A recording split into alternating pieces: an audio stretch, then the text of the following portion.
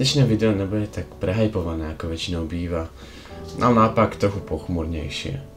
Mal som tu príležitosť navštíviť koncentračný tábor vo Osvienčime a dnes by som túto tému chcel rozobrať a povedať si, čo sa dialo v jednom z najväčších nacistických koncentračných táborov.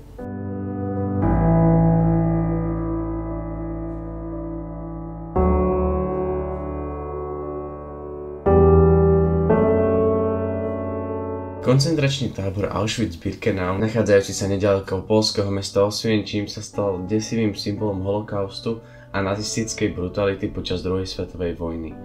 Komplex pozostával z troch táborov Auschwitz 1, Auschwitz 2 Birkenau a Auschwitz 3 Monowitz, ktoré sa stali svedkami systematického vyhľadzovania miliónov nevinných ľudí.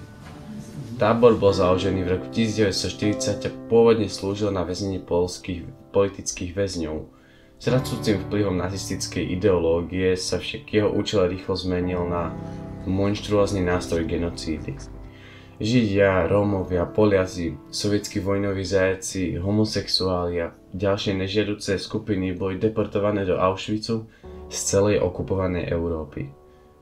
Po príchode do tábora boli väzni selektovaní, tí, ktorí boli považovaní za práceschopných, boli nútení pracovať v neľudských podmienkach, kým ostatných čakal desivý osud v plynových komorách.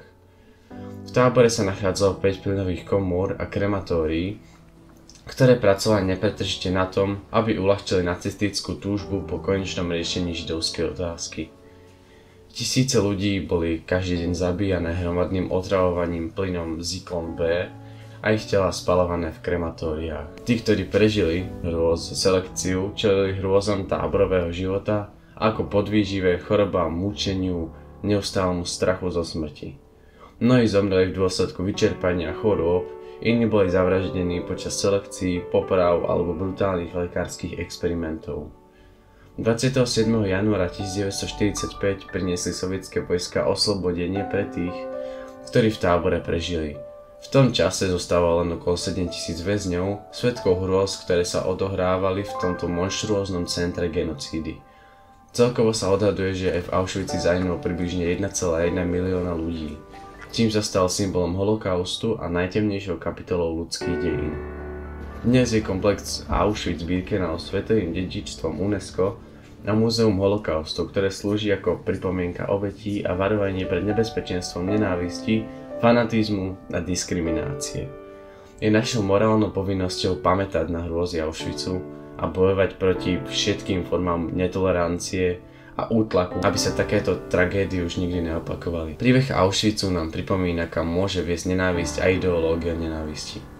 Je dôležité šíriť posolstvo tolerancie a porozumenia, aby sme budovali spravodlivejší a humánnejší svet, v ktorom bude mať každý miesto.